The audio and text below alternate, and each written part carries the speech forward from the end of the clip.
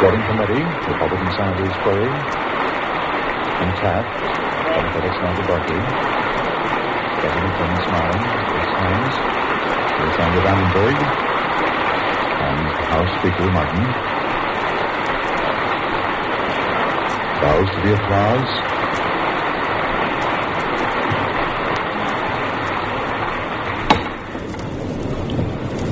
And here is Speaker Martin. Members of the Congress, I have the distinguished honor of presenting to you the President of the United States.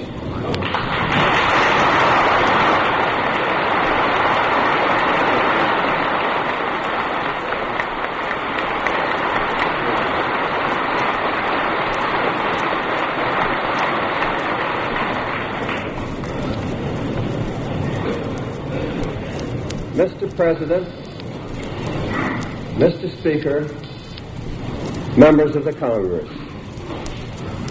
I am here today to report to you on the critical nature of the situation in Europe and to recommend action for your consideration. Rapid changes are taking place in Europe which affect our foreign policy and our national security. There is an increasing threat to nations which are striving to maintain a form of government which grants freedom to its citizens. The United States is deeply concerned with the survival of freedom in those nations. It is of vital importance that we act now in order to preserve the conditions under which we can achieve lasting peace based on freedom and justice. The achievement of such a peace has been the goal of this nation. Almost 3 years have elapsed since the end of the greatest of all wars, but peace and stability have not returned to the world. We were well aware that the end of the fighting would not automatically settle the problems arising out of the war. The establishment of peace after the fighting is over, has always been a difficult task. Even if all the allies of World War II were united in their desire to establish a just and honorable peace, there would still be great difficulties in the way of achieving that peace. But the situation in the world today is not primarily the result of natural difficulties which follow a great war. It is chiefly due to the fact that one nation has not only refused to cooperate in the establishment of a just and honorable peace, but even worse, has actually sought to prevent it. The Congress is familiar with the course of events.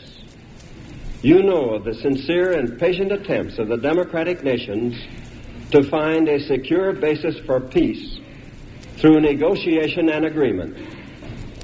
Conference after conference has been held in different parts of the world.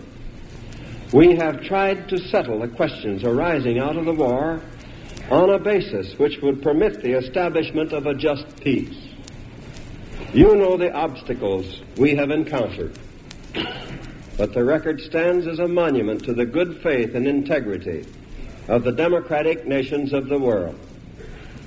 The agreements we did obtain, imperfect though they were, could have furnished the basis for a just peace if they had been kept. But they were not kept. They have been persistently ignored and violated by one nation. The Congress is also familiar with the developments concerning the United Nations. Most of the countries of the world have joined together in the United Nations in an attempt to build world order based on law and not on force. Most of the members support the United Nations earnestly and honestly and seek to make it stronger and more effective. One nation, however, has persistently obstructed the work of the United Nations by constant abuse of the veto. That nation has vetoed 21 proposals for action in a little over 2 years. But that is not all. Since the close of hostilities, the Soviet Union and its agents have destroyed the independence and democratic character of a whole series of nations in Eastern and Central Europe. It is this ruthless course of action and the clear design to extend it to the remaining free nations of Europe that have brought about the critical situation in Europe today. The tragic death of the Republic of Czechoslovakia has sent a shock throughout the civilized world. Now, pressure is being brought to bear on Finland, to the hazard of the entire Scandinavian peninsula. Greece is under direct military attack from rebels actively supported by her communist-dominated neighbors. In Italy, a determined and aggressive effort is being made by a communist minority to take control of that country. The methods vary, but the pattern is all too clear. Faced with this growing menace, there have been encouraging signs that the free nations of Europe are drawing closer together for their economic well-being and for their common defense of their liberties. In the economic field, the movement for mutual self-help to restore conditions essential to the preservation of free institutions is well underway.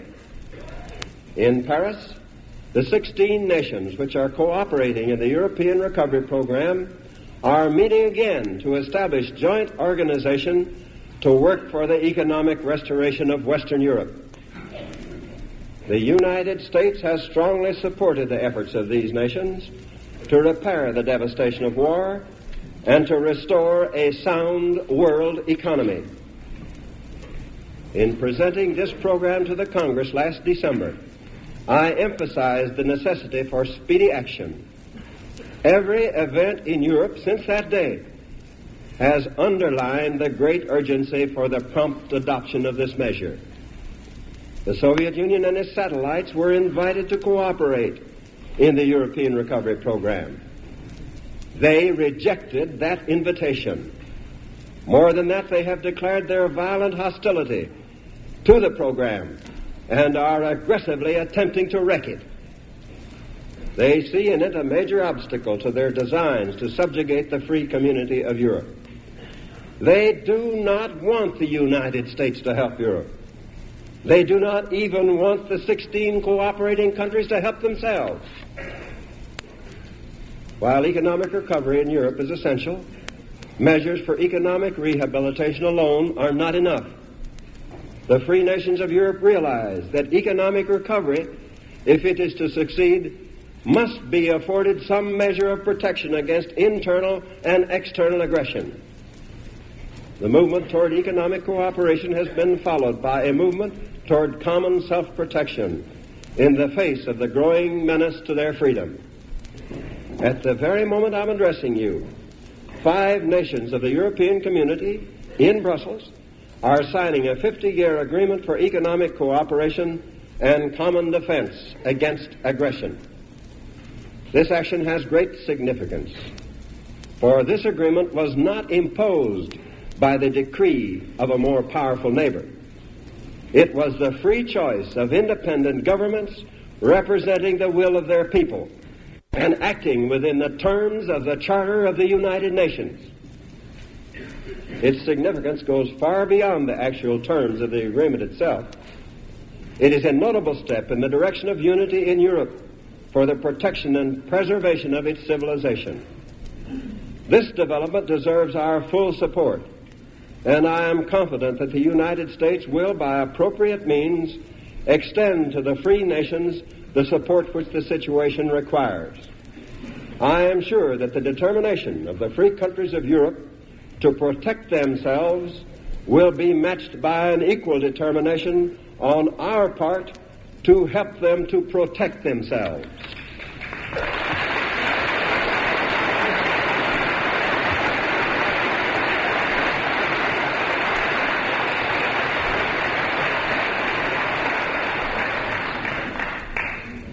The recent developments in Europe present this nation with fundamental issues of vital importance.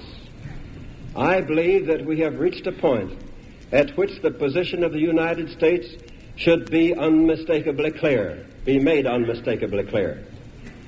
The principles and purposes expressed in the Charter of the United Nations continue to represent our hope for the eventual establishment of the rule of law in international affairs. The Charter constitutes the basic expression of the code of international ethics to which this country is dedicated. We cannot, however, close our eyes to the harsh fact that through obstruction and even defiance on the part of one nation, this great dream has not yet become a full reality. It is necessary, therefore, that we take additional measures to supplement the work of the United Nations and to support its aims. There are times in world history when it is far wiser to act than to hesitate. There is some risk involved in action. There always is. But there is far more risk in failure to act. If we act wisely now, we shall strengthen the powerful forces for freedom, justice, and peace, which are represented by the United Nations and the free nations of the world. I regard it as my duty, therefore, to recommend to the Congress those measures which, in my judgment, are best calculated to give support to the free and democratic nations of Europe and to improve the solid foundation of our own national strength. First, I recommend that the Congress speedily complete its action on the European Recovery Program. That program is the foundation of our policy of assistance to the free nations of Europe. Prompt passage of that program is the most telling contribution we can now make toward peace. The decisive action which the Senate has taken without regard to partisan political considerations is a striking example of the effective working of democracy. Time is now of critical importance. I am encouraged by the information which has come to me concerning the plans for the expeditious action by the House of Representatives.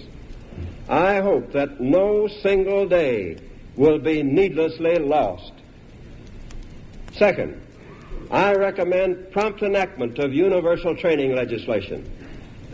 Until the free nations of Europe have regained their strength, and so long as communism threatens the very existence of democracy, the United States must remain strong enough to support those countries of Europe which are threatened with communist control and police state rule.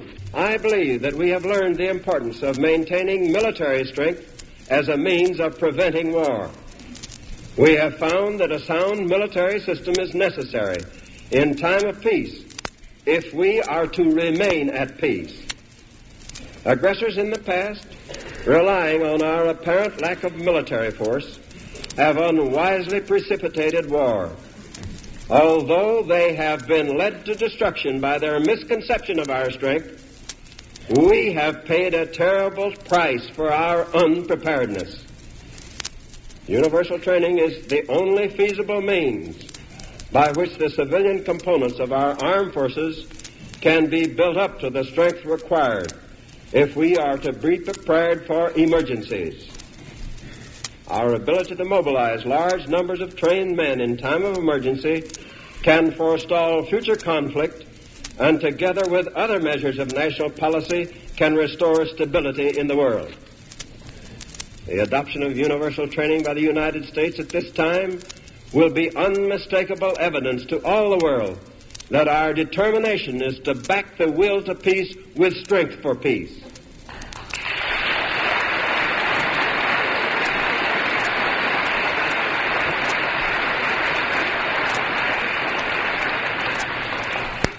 I am convinced that the decision of the American people, expressed through the Congress, to adopt universal training will be of first importance in giving courage to every free government in the world. Third, I recommend the temporary reenactment of selective service legislation in order to maintain our armed forces at their strength authorized. Our armed forces lack the necessary men to maintain their authorized strength. They have been unable to maintain their authorized strength through voluntary enlistments, even though such strength has been reduced to the very minimum necessary to meet our obligations abroad, and is far below the minimum which should always be available in the continental United States. We cannot meet our international responsibilities unless we maintain our armed forces. It is of vital importance, for example, that we keep our occupation forces in Germany until the peace is secure in Europe. There is no conflict between the requirements of selective service for the regular forces and universal training for the reserve components. Selective service is necessary until the solid foundation of universal training can be established. Selective service can then be terminated, and the regular forces may then be maintained on a voluntary basis. The recommendations I have made represent the most urgent steps towards securing the peace and preventing war. We must be ready to take every wise and necessary step to carry out this great purpose. This will require assistance to other nations. It will require an adequate and balanced military strength. We must be prepared to pay the price for peace, or assuredly we shall pay the price of war. We in the United States remain determined to seek by every possible means a just and honorable basis for the settlement of international issues. We shall continue to give our strong allegiance to the United Nations as the principal means for international security based on law, not on force. We shall remain ready and anxious to join with all nations, I repeat, with all nations, in every possible effort to reach international understanding and agreement. The door has never been closed, nor will it ever be closed to the Soviet Union or to any other nation which generally cooperate in preserving the peace. At the same time, we must not be confused about the central issue which confronts the world today. The time has come when free men and women of the world must face the threat to their liberty squarely and courageously. The United States has a tremendous responsibility to act according to the measure of our power for the good in the world. We have learned that we must earn the peace we seek just as we earned the victory in the war, not by wishful thinking, but by realistic effort. At no time in our history has unity among our people been so vital as it is at the present time. Unity of purpose, unity of effort, and unity of spirit are essential to accomplish the task before us. Each of us here in this chamber today has a special responsibility. The world situation is too critical, and the responsibilities of this country are too vast to permit any party struggles to weaken our influence for maintaining the peace. The American people have the right to assume that political considerations will not affect our working together. They have the right to assume that we will join hands wholeheartedly and without reservation in our efforts to preserve the peace in the world. With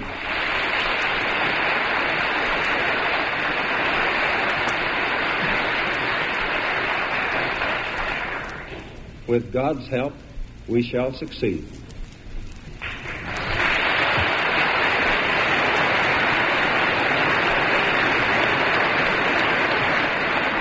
Members of the Senate and the House applaud the President's important speech to a joint session of the Congress here in the chamber of the House of Representatives. Tonight, as you probably know, the National Broadcasting Company will broadcast a second speech by President Truman, at that time from the Hotel Astor in New York. The President, who today wore a green tie and sported a green carnation in his lapel, will speak at 10:30 Eastern Standard Time in New York to a dinner sponsored by the Friendly Sons of St. Patrick.